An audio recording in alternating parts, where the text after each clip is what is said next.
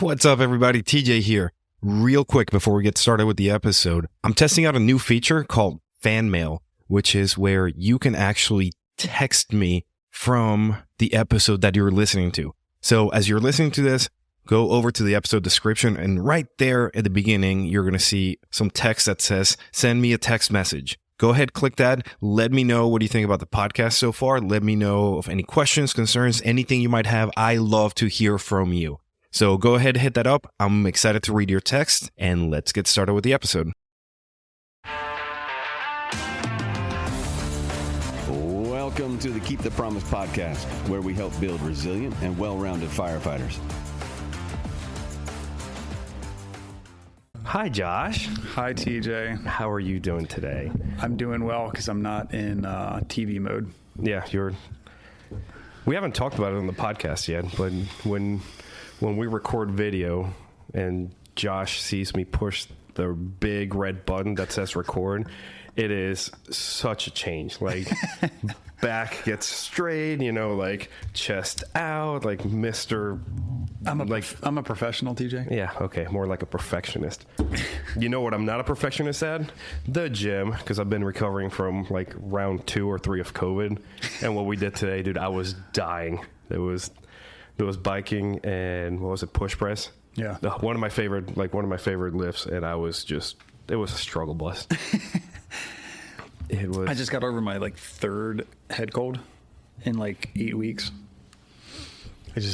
Work's been dragging me down. Yeah, it's. Just did get COVID end of October. Oh, lovely. Nobody else in the family got it though, that we know of. We kept testing negative. So there was that. Maybe you were taking the wrong test. The box did say made in China, so I don't know how much I can actually trust they're that. just going to come in and nail your door shut like they've been doing in China.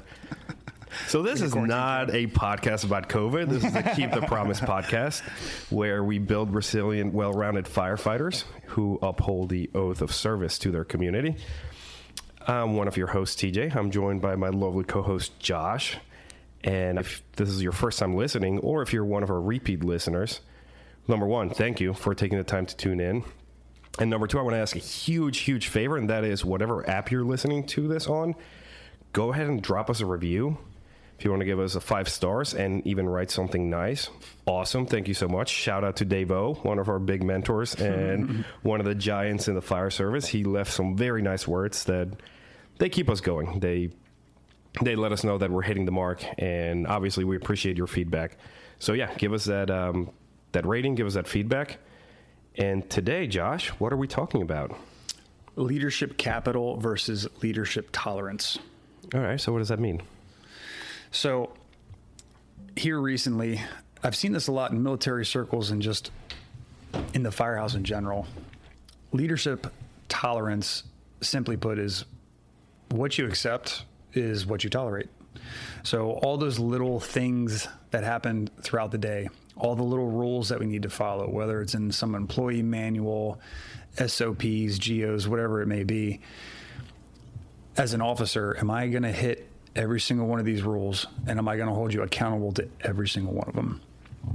Now it's going to be a little bit of a story time. We know of some officers that, let's say we work at a busy firehouse. Doesn't even have to be that busy. But let's say your people are doing the right thing, holding up their end of the bargain. They're doing their equipment checks and their house duties. They're training. They're getting in the gym. You provide a clear direction for them.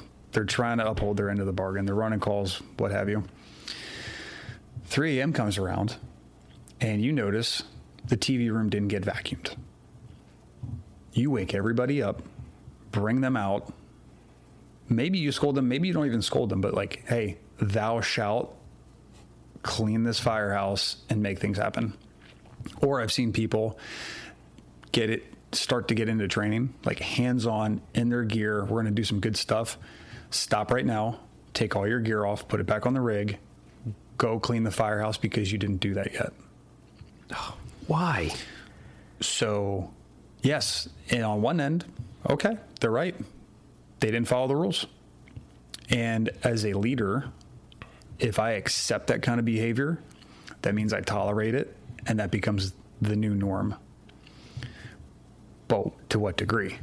Right. Isn't there like a time and a place? There's a time and a place. Like if you're telling me to take my gear off and go vacuum the TV room, I mean, if you wake me up at 3 a.m, number one, I'm probably going to have a heart attack because I'm like, what? Like, I'm thinking we're going to a box and right. No, I'm vacuuming. But to me, at least, maybe not to everybody, if we're getting hands-on in-gear training, that's what keeps us alive, and that's most importantly what serves our community. You know, I don't think Mrs. Smith burning up in a second-floor room is going to care that TJ forgot to vacuum the TV room. Right. And I understand where it comes from. So, spoiler alert, it's about balance, right? Right. The little things that you will let slide could manifest themselves in a much larger way. But are you just micromanaging? At a certain point, you're just micromanaging.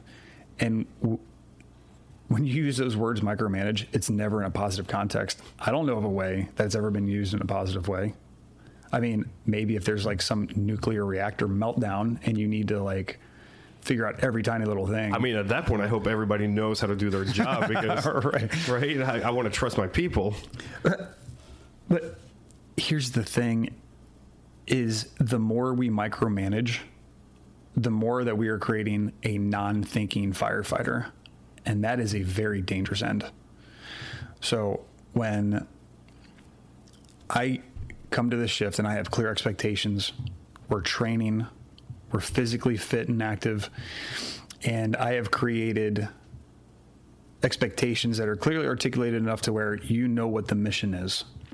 Go execute, because if I'm not there, then you will be able to go and do the job and perform, and you will be independent and you can make things happen on your own when I'm not there. And that's what I want. That's what success looks like. If I get so selfish and arrogant and self-centered that I think that I have to be there for things to happen, very dangerous end also. But then I'm creating a dangerous environment for the firefighter. So if they're in a bad environment, something happens to me, or I'm just not there, and the learned behavior is that I have micromanaged everything to the nth degree, and now they have to make a decision and they're by themselves in a very dangerous environment, I have done nothing to help support that person. So that's where leadership capital comes in. And we can think of it as almost in literal terms of capital being like finances, what leadership money I'm spending and inputting to the shift into my interactions with people. Is this going to be something that's an investment long term, or am I just burning, money away? And that's one of those things where, hey, the people have been upholding their end of the bargain. They're training hard, they're doing the right things, and 3 a.m. comes around, I'm going to bed from a call. I noticed that the trash didn't get emptied. They did everything else I expected them to. The leadership capital that I'm about to spend by waking them up and having them take all the trash out is going to create bitterness and resentment. It is not going to be an investment in the shift and in the person. And we had this conversation with another employee the other day. They're like, I'm a human being first and foremost. Yes, I'm a firefighter, and so much of our identity is wrapped up in that, and I'm good with that. We're still human beings first. So if we take that aspect away from that person and we treat them as a grunt firefighter, thou shalt do this thing, we are burning up leadership capital, and we're not, not to be corny, but we're not investing actually in that person. Yeah. Yeah. And I want to go back to what you mentioned about the non-thinking firefighter. And I used to just laugh when people would say like, oh, this job is so easy that, you just hand a monkey a hose line and they can put out the fire. Which, I mean, yeah, if we break it down to the simplest terms of moving a hose to a spot and opening a bale and lobbing water, okay, sure. That's our job, supremely simplified.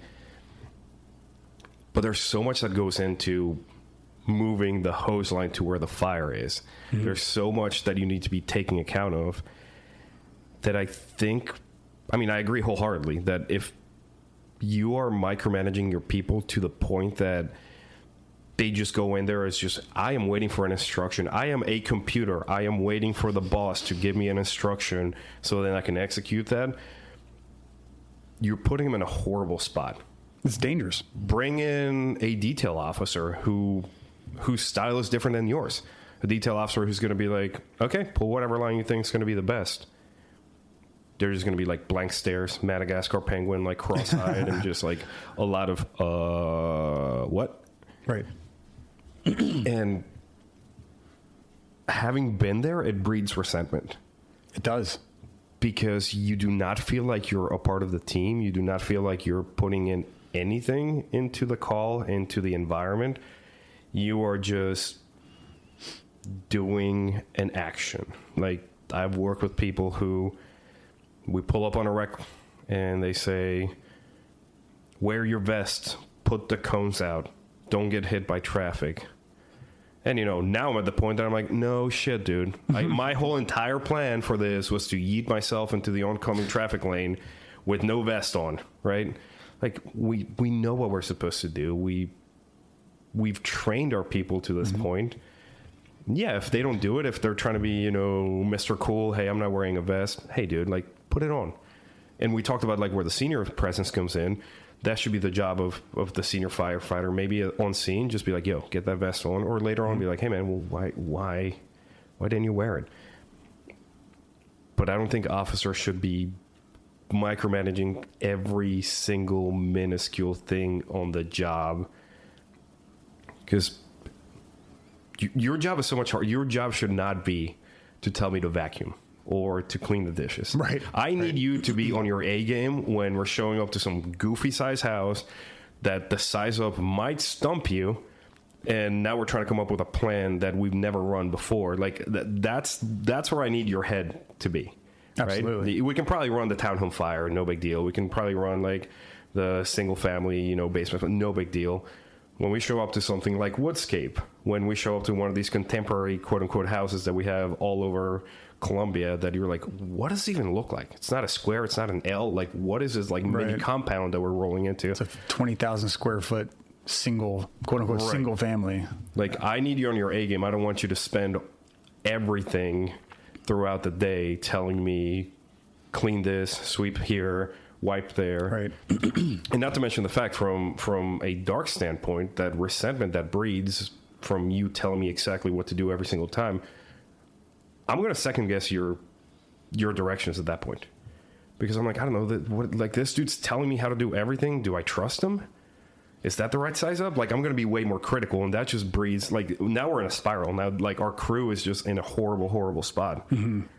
Well, I think when we came in, something we didn't do well is understand the why. And I think that's kind of one of the themes we're starting to brush on right now, is when you have a clear plan, whether it's for the day or whether it's been for the shift, like, hey, this is going to be our mission, these are our main goals.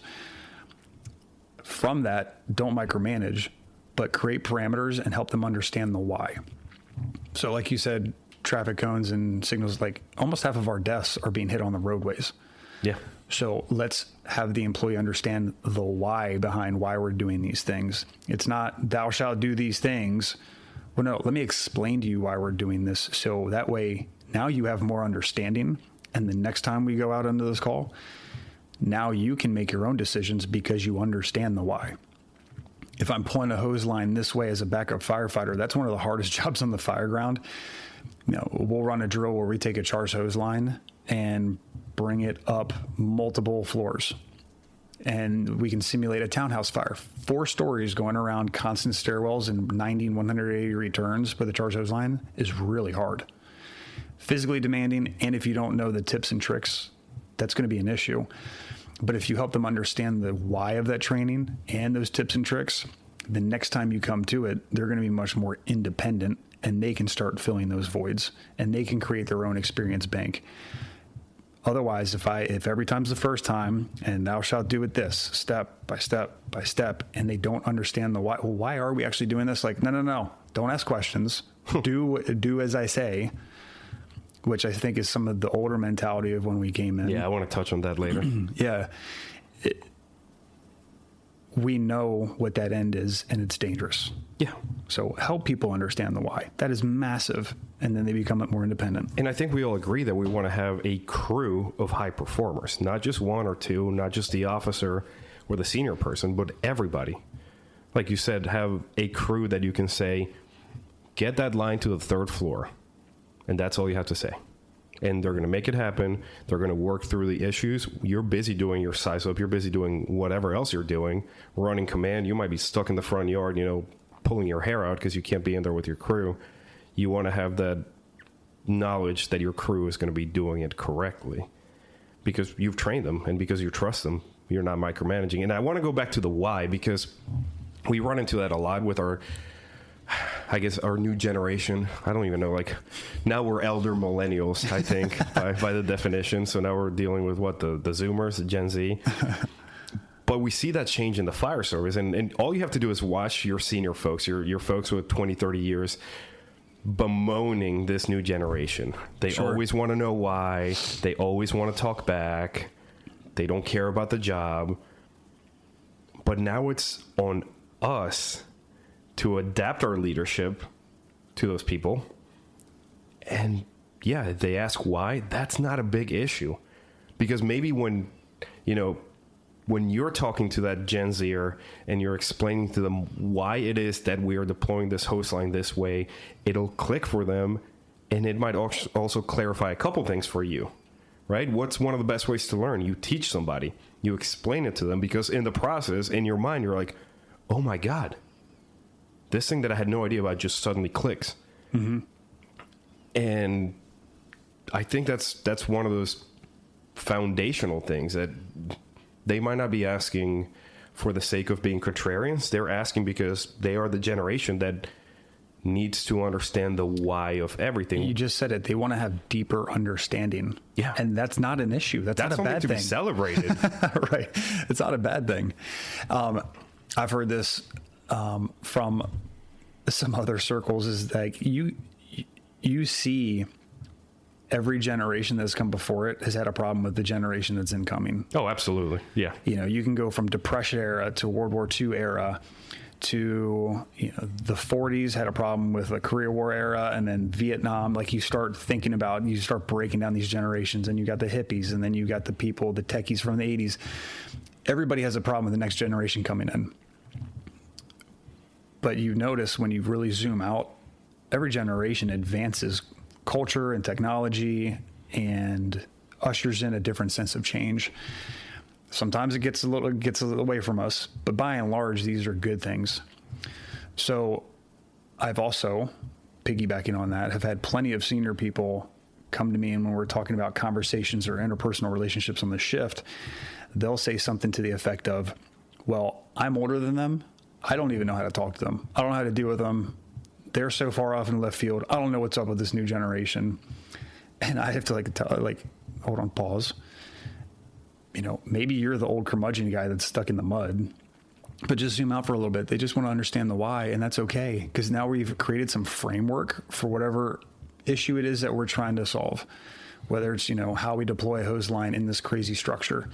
Create framework, have them understand that why, let them go. And a lot of times, if you're sitting there micromanaging, saying, thou shalt do it this way, you're not going to find new ways to do things. Hey, we're going to work on this thing, SCBA conversions or some type of RIT drill, and we're going to create some framework, go. And I've seen it time and again where people are like, hey, have you thought about doing it this way? And we find new way of doing things, or like another little trick that helps us cut down the time on this evolution. That's a life-saving evolution. I'm like, wow, I had never thought about that. And all I had to do was create a little bit of framework and then get out of their way. And let them do their thing. Let them do their thing. Let them figure it out. Let people toy with things.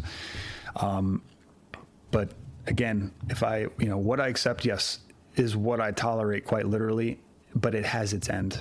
At a certain point, you need to get out of people's way, and don't burn them out, because you will make them resentful. So I have a couple of questions that I want to run through, but I want to go back to that drill where people want to try new things. Yeah.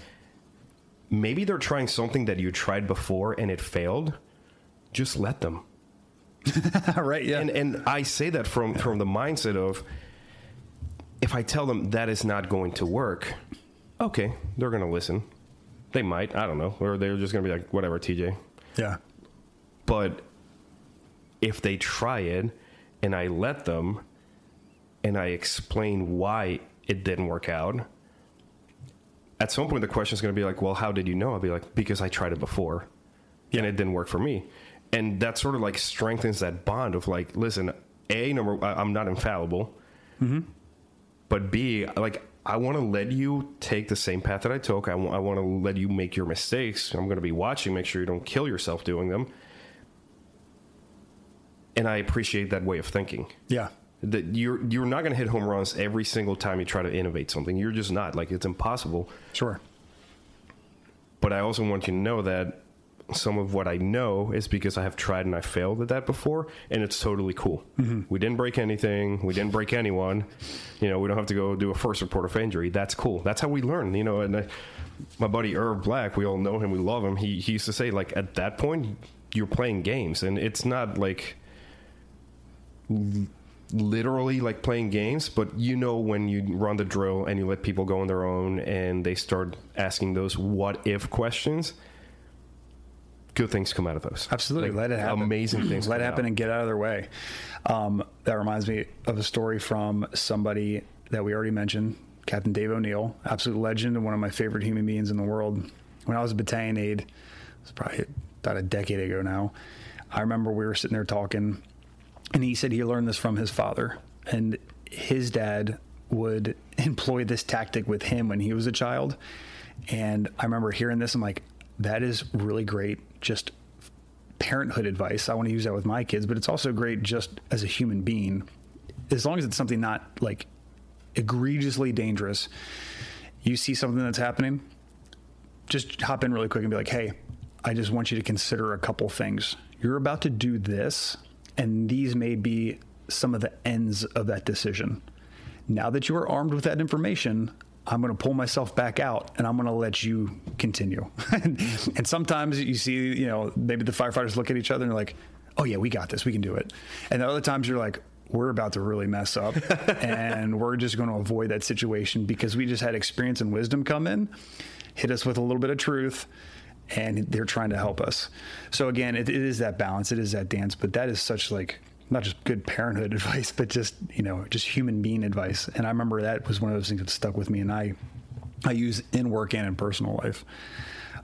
There were a couple of times, a few times, but he definitely hit me with that. Like, I want you to think about these possible scenarios, and it makes you stop and like you said, be like, oh yeah, boy, this is gonna be bad. This guy has a wealth of experience, and he's trying to help me out right now. Yeah, he's trying to help me out, and I don't think he's gonna be mad if I like end up breaking myself doing this, but he's definitely gonna tell me I told you so in as many words.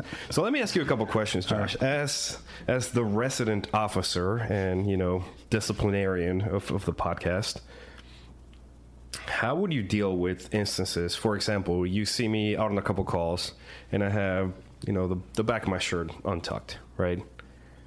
And is that one of those things that you're going to immediately come down hard on me on? Or I'm the Gen Z guy, right? My uniform looks like garbage. Mm-hmm. Hypothetically, tell me, like, and I come to you and I ask, why? Why do I have to have a good-looking uniform? Like, right. Why do I have to look semi-presentable? Why do I have to be clean-shaven, right? I shaved this morning. Now I have a 5 o'clock shadow. Why should I shave again? Right. It's all the testosterone running through your body. Yeah. I think even well before that instance happens, the first thing that I should have done was, I keep saying this, I don't mean to be repetitive, but have clear expectations set well ahead of this. Which we talked about in our second episode, Shift Expectations. So I should have, as a leader, had very clear expectations for the entire shift. And that's where we're articulating how we're going to put the mission and the team before individuals and how we're going to best support the community.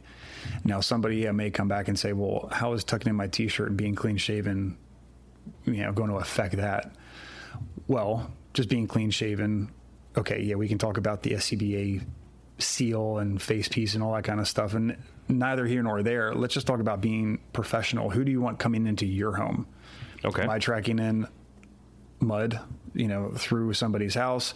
If I have my shirt untucked, we know that there's a certain level of demeanor and bearing that looks professional. and that there is a certain demeanor and bearing that is unprofessional.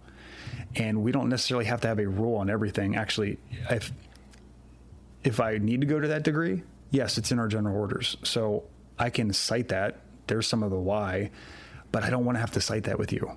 I don't want to pull up the rule book and be like, listen, it says right here. But I do want to go up to you and say, if for nothing else, yeah, it's in the rule book. But when your mother is lying on the floor and she's having an issue and she calls you in the worst moment of her life, she doesn't want an utter slob to come into their home and provide care. Because we've talked about this in other aspects, how you do anything is how you do everything. So if you are not paying attention to just how you look professionally, how can I count on you to ensure that you have topped off your cylinder so that it's above the limit that it needs to be, so that you're prepared? How do I know that you check the hose lines and they're racked appropriately? Right, when I can't even keep my shirt tucked in. You can't even keep your shirt tucked in. What other things do I have to worry about now? And listen, I'm not some stickler on uniforms. Like that can be obvious sometimes. But what you do says a lot about you. The small interactions that you have with your shift and with your equipment and with the community throughout the day is going to say a lot about you. And the more that slips and slides, the more that I have to worry, and the more now that I have to insert myself into that situation. But again, hopefully when I first got there, whether it's as a new leader and we're growing together, or maybe it's I'm floated in for that day, I'm just there for that day, we have a clear, it's Maggie talking smack. We have a very clear plan, and I have set the tone for this is how we're going to do things. So there shouldn't be any guesswork. And then if things start to slip, that's when that leadership tolerance comes in a good way. Like, hey, we actually talked about this. Listen, I don't want to tolerate that. We need to button things back up, and we need to swing the pendulum back to the way that we discussed early on. I don't want to let this slide. It's too important. It's too big. Now, obviously we can tip the scales the other way. Like, hey, you've been running ragged and you don't have any clean uniforms. Like, here's one of my t-shirts or something. Like, I'm not going to sit there and like, all right, we're putting the company out of service. We're going to have a general order review on uniforms, and we're going to line up and do inspections. And you need to read the order line by line and drive people nuts. Like, that's going to create some resentment if we're like doing a formal lineup because I can't trust my people. No. Like, so yes, sometimes it is good to kind of refresh some of what some of those expectations are. Now, I'm going to put some more pressure on myself now. One of my favorite books is from Thomas Kolditz. He's retired military. His book, In Extremis Leadership, is phenomenal. One of the most important things that you can do as a leader is be competent in your job. It is the most important attribute for influencing trust in combat. And in extremis conditions, followers depend on their leaders' technical expertise, judgment, and risk to their lives. We're in this unique role where leadership is not just what the bottom line is for finances. It is literally keeping people safe and saving lives and property out in the community. So sometimes it's not a bad decision means you have third quarter losses. It means somebody could not go home. Yeah. So leader competence, it's not how nice you are to people. It's not how awesome your equipment is. It's not you being the most physically fit person. It is literally how competent is the leader, so that way the team knows I can actually trust this person to do the right thing, and they will always have my best interest in mind. And that's something that I've always tried to frame myself. There's plenty of times I'm going to fall short. There are things that I just don't know. If we run an SO hazmat leak, I'm not an SO guy. I'm going to look at the guy next to me who's a trained SO guy, be like, what do I do? But so often I need to be honest with myself and others, like, hey, I don't know that. I need to find the answer, or I need to lean on somebody that does. But if that's not the case, I need to be buttoned up, because people need to look at me and they need to know, no, if we get in a bad situation, I know he's going to hold up his end of the bargain and he's going to do the right thing, not just for the team, but he's going to get me out of this situation. So leader competence is huge, and you have to be incredibly introspective and have a ton of self-awareness to know where your strengths are and where your weaknesses are, maintain the strengths, and work on the weaknesses. So we've talked about clear expectations. That's huge. Leader competence. Do you think there's a way to quantify that? We have these promotional exams where we grade people on how well they know their orders, how well they have studied the strategy and tactics, how well they can shuffle an inbox and deal with personnel matters. Can we? That's an interesting question. I'll hold on my thoughts after I hear yours. So I think my knee-jerk reaction is that there is some quantitative aspects to it. I think by and large, though, this is much more a qualitative, subjective thing. Because I can look at leaders and, if you want to talk about certs and education, there are plenty of people out there that could overwhelm the system with their binder of certification cards. That doesn't necessarily mean they have the experience and the wisdom to be able to put those things into play when situations matter the most. So that's where a more qualitative approach, I think, is going to come into play, because we also know the people that don't have the certs and the fancy degrees, but they have the experience and the wisdom to know how to implement that experience into those situations and make good things happen in an otherwise really bad situation. And I did not mean to tee you up for this one, but that actually opens the door for the Joe Connect filing cabinet analogy that he picked up from Timmy, from the truck driver. Remember, he talked at one of the Nate Flynn training days and guys, you need to find this video. Joe does an amazing job explaining this. He's way better spoken than I am, and he'll listen to this podcast and definitely agree. But he talks about how we picked up from our truck driver the analogy of you have a filing cabinet, and the top drawer are all your certs, your classes, your college degrees, your institutes that you've gone to, your NFA classes. The bottom drawer is your experience and the calls you've been on, the knowledge that you've picked up, I guess, out on the street, if you will. If you have a super heavy top drawer and you open that, what's going to happen to the filing cabinet? Yeah. It's going to come crashing down on top of you. So it has to be that balance. We keep talking about balance in everything that we do, but you could be a cert heavy officer, firefighter, leader, and the streets are gonna teach you a tough lesson. Yeah, if you don't have those experiences, right? Because it's easy to be like, well, I have firefighter 1, 2, 3, 4, 15, and I've been through 15 EFO classes at the NFA.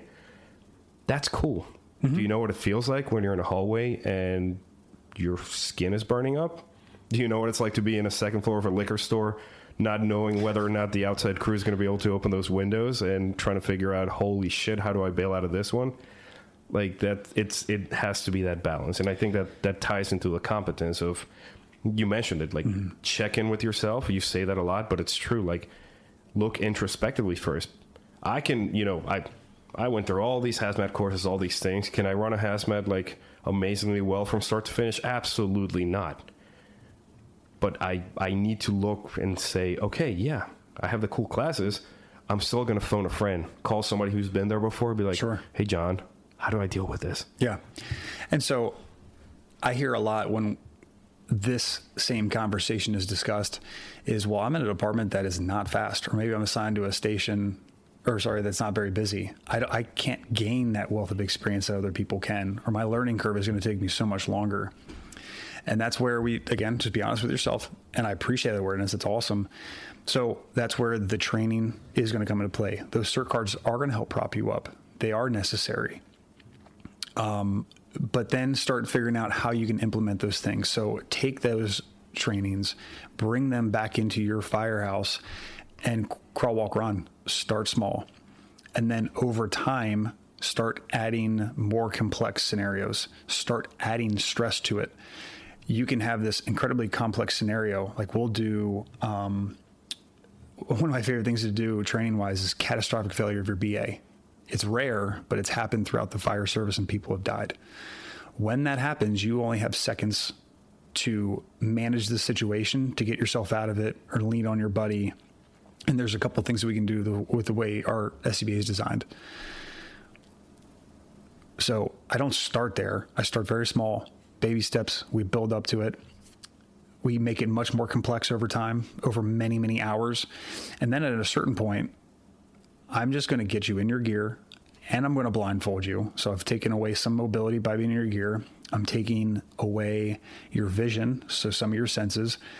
And then I'm going to before I like actually block you out, I'm going to get your heart rate up. So I'm going to make you maybe do a jog and climb stairs and do sled swings. And now I'm going to get your respiration and heart rate up.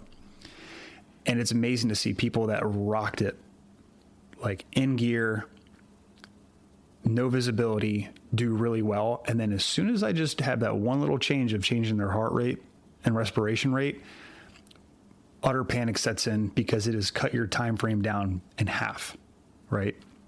So if you're somebody that doesn't have, tons of experience because of what the area that you serve lends itself to, you got to do that on your own.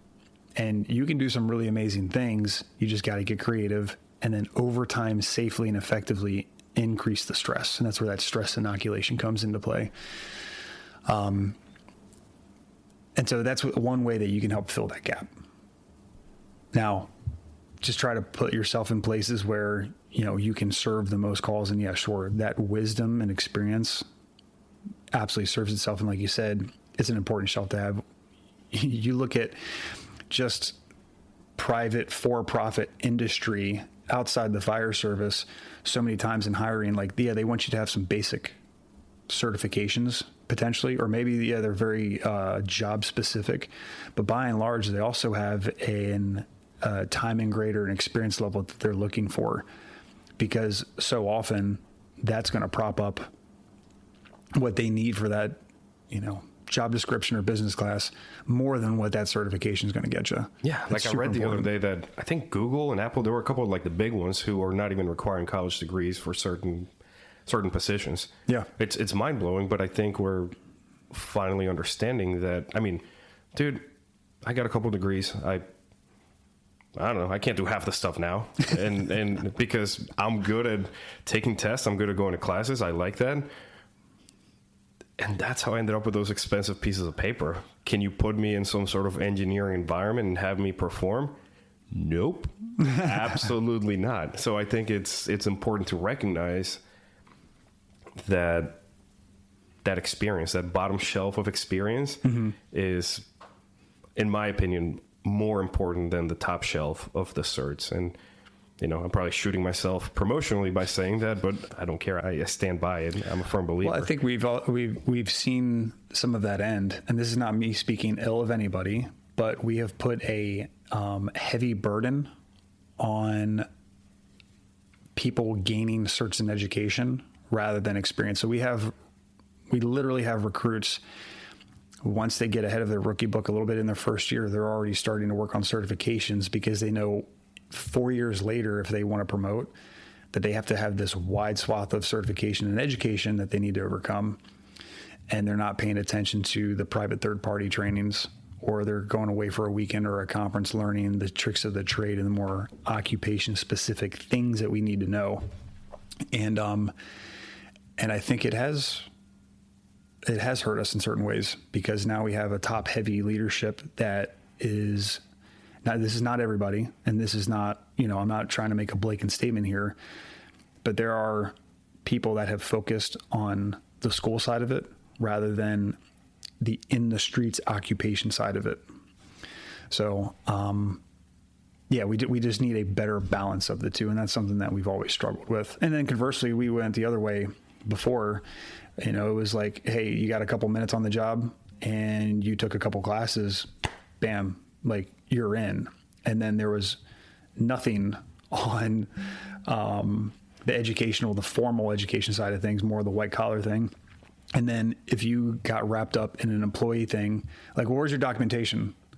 You can barely put two sentences together and you have 80 commas. Once you landed yourself in an admin situation, then it got a little ugly. So I see that balance of the two, is what we need. But we've talked about clear expectations. We're discussing leader competence. I think one of the third attributes to kind of blend and glue this all together is just humility. It has to be inclusive. So you can have an awesome, clearly articulated plan, you can be one of the most well-trained firefighters out there. But if you're an arrogant piece of shit, it does not matter. Yes, you might keep me safe on a call. Yeah, you might run things in tip-top shape and be an awesome command officer or a senior firefighter, whatever the case is.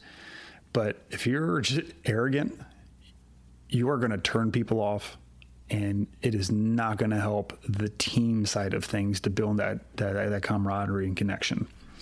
So, we've discussed this in other formats as well.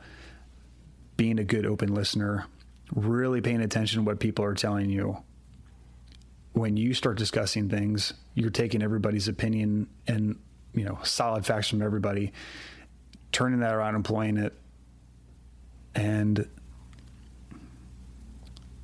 thinking, it's not thinking, well, it was the C.S. Lewis quote, it's not thinking less of yourself, it's thinking of yourself less.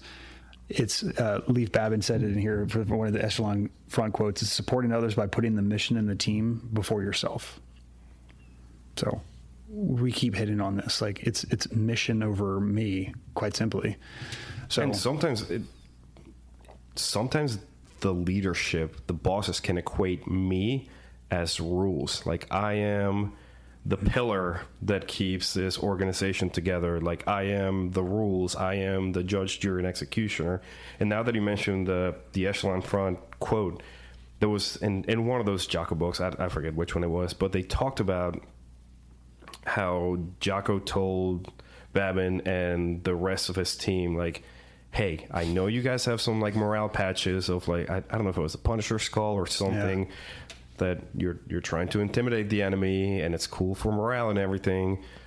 Do not wear them. You're not allowed to. Like the uniform regs say you can't. Like just stop. Just quit it. Yeah. Stop doing it.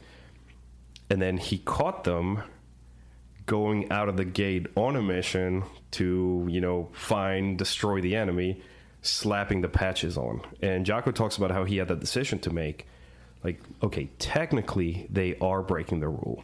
Technically, now the officer is disobeying me because I told him, do not wear them. Mm-hmm. Do not wear the patches. And then he had to have that almost humility talk with himself and look in the mirror and be like, okay, how is this going to affect the team if I just come down hard on them for wearing a patch out in the Badlands, out when they're like shooting and getting shot at? Is it going to accomplish anything for the team, or is the patch making them more cohesive? Because, yeah, technically the whole team is doing something wrong. Giggle, giggle, chuckle, chuckle type thing. Like, let's not get caught by the teacher. Like, what purpose? It serves no purpose to come crashing down on the team for doing something. Yeah, it's you're kind of like letting something slide. But ultimately, he acknowledged it after the deployment. He's like, hey, Leif, I saw the patches.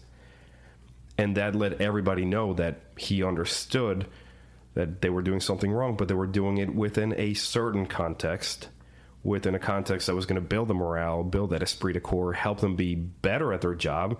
Because, like I said, they're doing something wrong together, so they're a tighter team, and a tighter team is going to work way better under pressure. Yeah. And then as soon as they got back through the gate, they would take the patch off, so nobody would be the wiser. They're working their way around the rules, yeah. And that's where that leadership capital input created more investment and more buy-in by those people. And you just reminded me, we actually had a similar situation in the department. I don't know if you were in yet.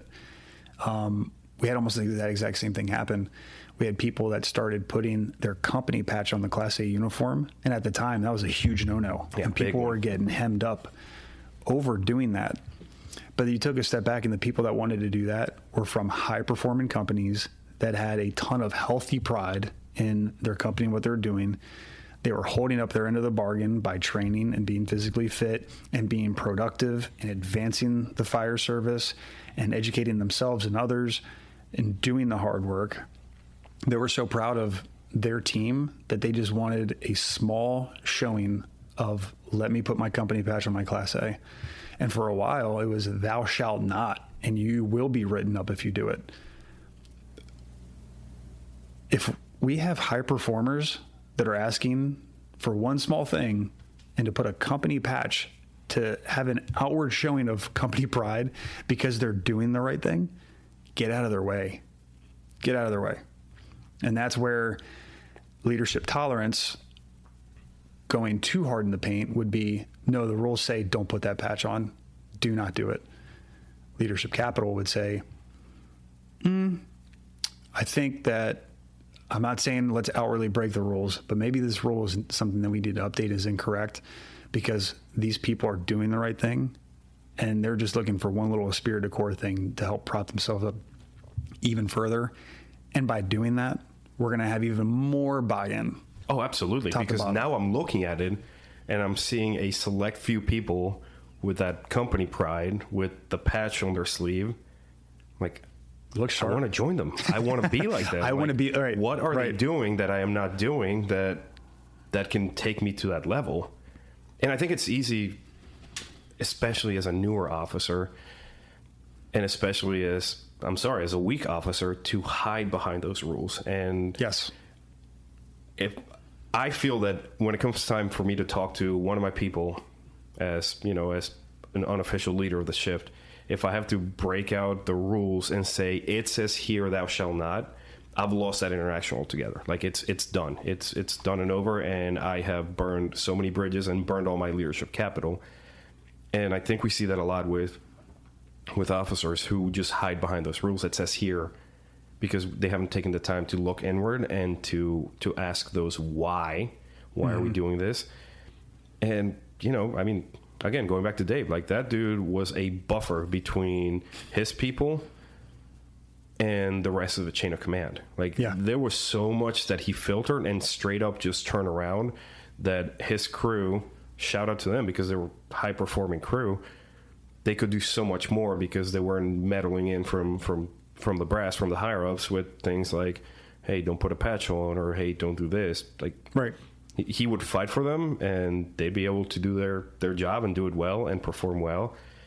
And, I think it's critical as an officer to know when to flex that muscle, to know when to, I don't want to say break the rules, but we do a lot of rule bending.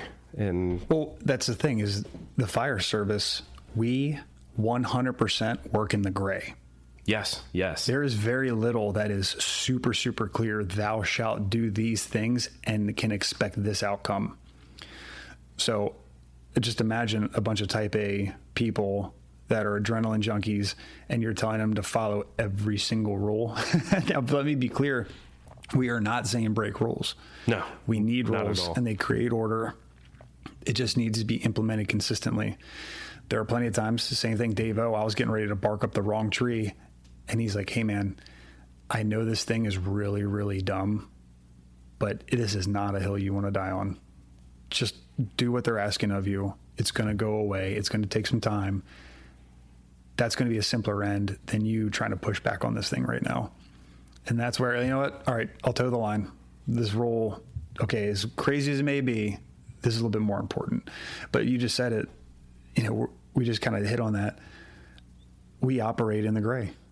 And so as a leader and just even as a recruit firefighter, being consistent in your decision-making and in your behavior and your demeanor, that's incredibly important because then we know what to expect. And when things go bad, we at least can anticipate what's going to happen and how people are going to perform.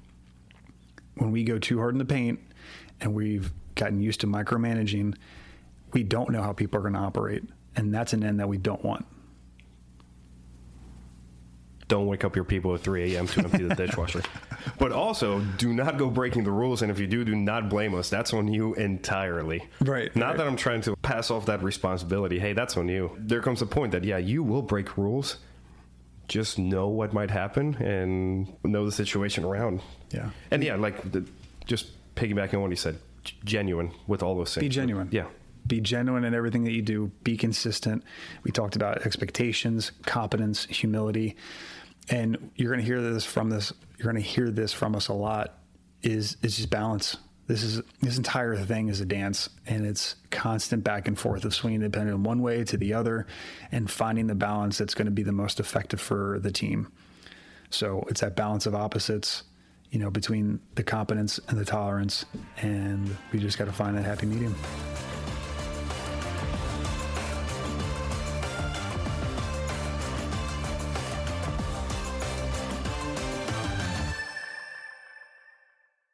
What's up, guys? TJ here. I want to thank you so much for listening to the podcast and for being a part of our community. Your engagement and your feedback are an important part of what makes this show meaningful, and we really, really appreciate your support. As always, I want to give a shout out to those patrons who have pledged $10 or more a month to our Patreon community. So first and foremost, my buddy Dan C, going all the way back like 20-some years. I appreciate you, bro. Thomas B, Ben G, Tyler E, Caleb S, Kevin M, Craig L, and Eric A. Guys, thank you so much. Thank you for your generous support of the Keep the Promise community. With your pledges, you are helping make this podcast possible. We appreciate your contributions. We are so thankful for your support. Be safe. Bye. Hey, everyone. It's TJ here from Keep the Promise. As you know, this podcast is all about helping firefighters become more resilient and well-rounded so that they can be a force for good within their fire department and their community.